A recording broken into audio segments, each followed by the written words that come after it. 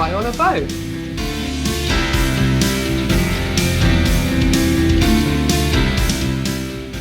Is there anyone out there? So the problem is, obviously, if we want to use this aerial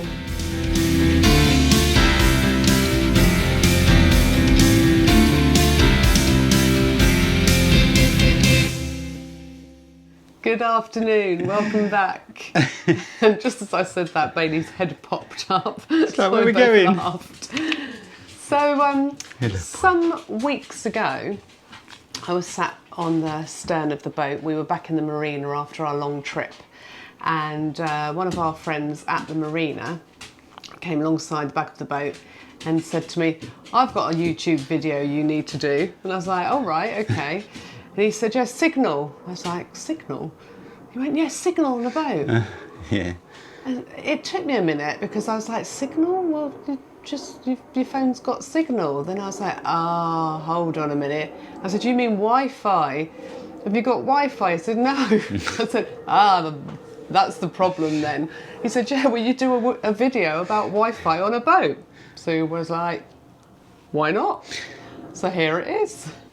So just before we delve into it, apologies if you hear any sort of pirate-like noises, because there's a boat behind us that's having a pirate party. Looks good fun. Yeah, and they're all dressed as pirates, and now they've just gone off on a treasure hunt. They've got a map and everything. Exciting. I was going to follow and Bailey wanted to follow.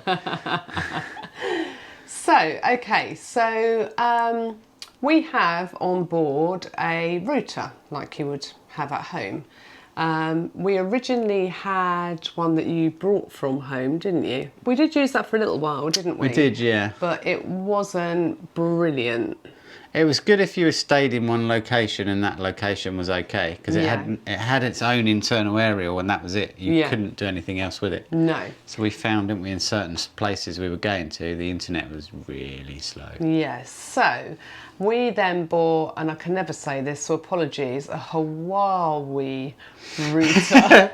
One of them ones. One of them ones, the Whaly one. And yeah, there's a few options on that, so we'll show you. Okay, so this is our router. It's got two little aerials on there, and it's obviously just plugged into the mains. We're on 3 network. Just because of our research, we found that the aerial we were going to be, it should have the best coverage. However, we also have this bad boy, massive thing, which we've literally just taken off our stern today, haven't we? So we had it out on the stern, because we find if our router is plugged, luckily we've got a plug socket out the back there, if the router is plugged in out there with this big omnidirectional aerial, then we get an even better signal. So, Richard, do you want to show us the ends of the... Oh, it's got a big long cable. Yeah. Horrible cable, because it doesn't really bend very well, does it? Look at it. Yeah. But you just take out the aerials on the back of the router, they just unscrew, and you just screw these 2 in. Yeah. 2 cables, just go straight in the back, and then we put that up on the roof. Yeah. It's magnetic. Magnetic base, just on a pole. That was cheap as well, that's Amazon. Yeah. Comes with the magnet, everything all built up. And we literally, just plonk it on the roof. Yeah. You don't have to point it anywhere, because... it's omnidirectional. Yeah. Now the only sort of downside of this big aerial is, if you've been watching our vlogs from the start, you know that we never did quite get the boat that we had planned. So we had hoped in our original boat that this part of like the aerial would have come out on our bow from where our TV aerial socket is as well. Yeah. So this could have been plugged in out there, and then this sat on the roof. However, that never happened. No. So because we'd have a double aerial on one post. yeah. So the problem is, obviously, if we want to use this aerial, we've brought our router inside because it's now starting to get damp, and so it's probably not a good idea for it to be out the back.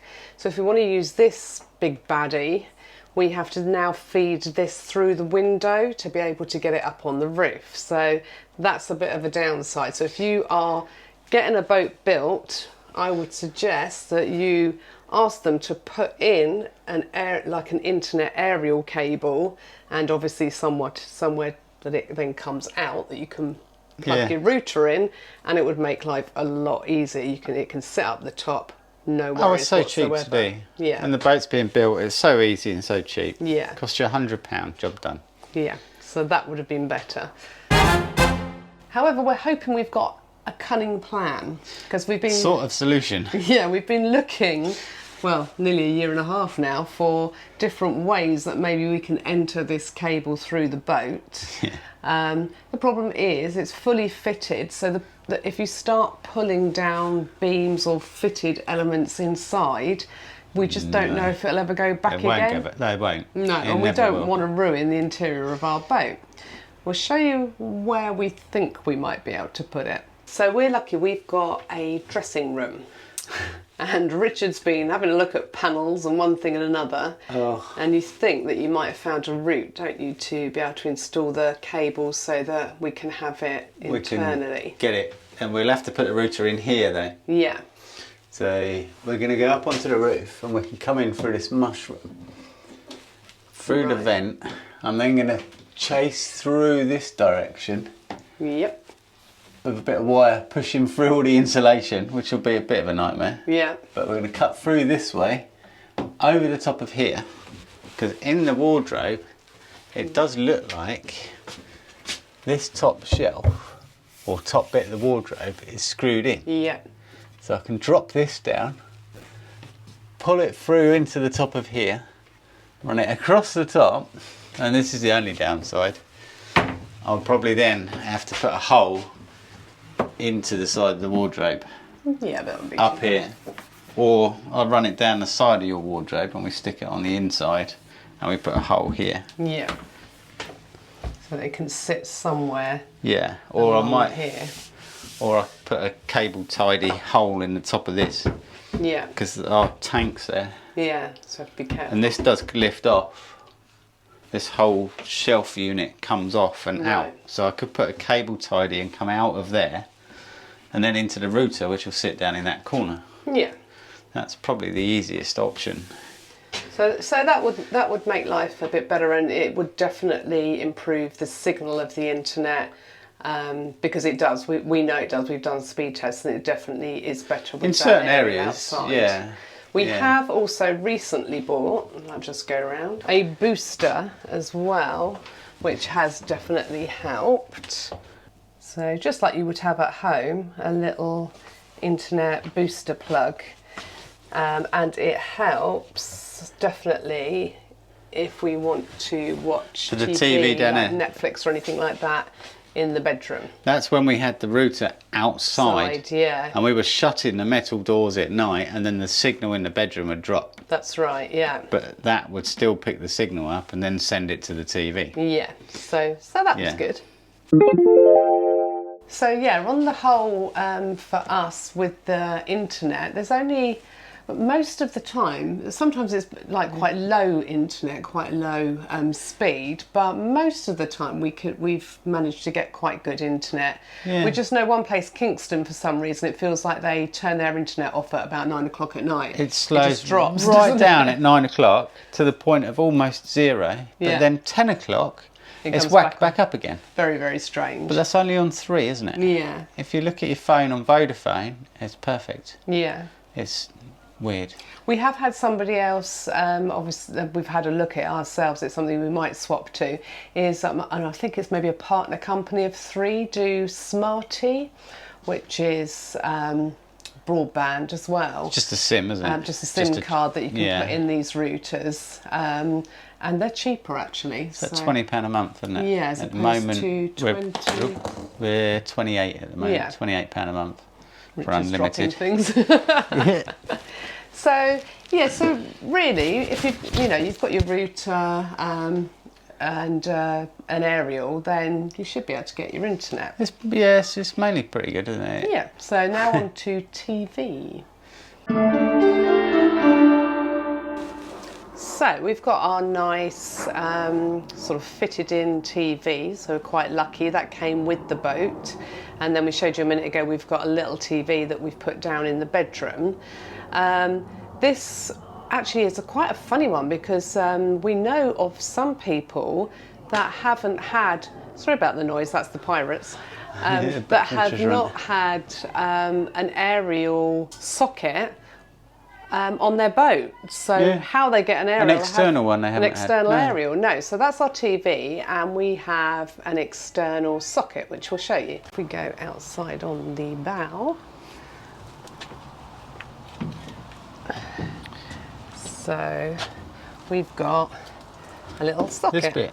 And this is what we were talking, Plugged in very well. This is what we were talking about. You can get a double one of those and have an aerial socket in there as well. So that's just literally plugged in there. Plugs it in there and that holds it all in. To another omnidirectional aerial. And that's pretty good as well on the whole. That was £29. Yeah. It was under £30 Amazon special. We love an Amazon, don't we? And it's brilliant, isn't it? Yeah. So there is another way of getting TV as well on a boat. So a much more pricey. We've got things going on everywhere today. Rubbers, yeah. And that's from a satellite dome. You can have a satellite dish put onto your boat. I suppose the advantage is you've then got satellite TV. At the moment, we've got all the channels, free view, everything. Yeah. But of course, that was £29. Don't pay for anything. No, that's right. That's it. One-off payment. Plug it in, and you've got all the channels. Yeah. You can have Sky on a boat if you've got the satellite dish. Yeah. But the satellite dish alone is £700. So we've got the cheap end of the deal. Yeah. Our next door neighbour that we videoed his boat, well, he's not our next door neighbour anymore, but he had the rich man's version and had a max view sort of satellite. He had the satellite, dome, you could hear it whirring around and trying to look for satellites, and it had the internet bit in the front of it. Yeah. But and you'd think maybe they were better, but actually, if you're more under a tree, you're still going to lose satellite signal. Yeah. So, yeah, and if you've got trees over to the side of you and the satellite is behind those trees, it needs a line of sight. So if it hits a tree or a house, it won't work. No. Whereas ours still does. And at least with ours, we can move them around. They're on magnetic posts, so you can move them. Yeah. So yeah, there's pros and cons for both, I guess. They work fine. We'd never move a TV one. No, we don't. No, it just stays up there. Yeah. So, That's it, and it's perfect. Yeah. Just one final thing. A lot of our friends that have got boats have asked about it, and we did mention it in a previous video, but another benefit of having Wi-Fi is that we have the Heat Miser home hub as well, which plugs in. It plugs into the socket and then it picks up the Wi-Fi, which means that we can control the heating on the boat when we're not on it. Yeah, so it's quite handy. It's a real advantage, yeah. Once we live aboard, well, you probably still might use it if you go away for a few days and you want the heating on before you come back to the boat. Then you know, you can just press your phone and on it comes. Yeah, but at the moment we can put our handy. heating on before we come to the boat. So in the depths of winter, that is a real bonus. Yeah, you get to the boat and it's all toasty and warm. Yeah.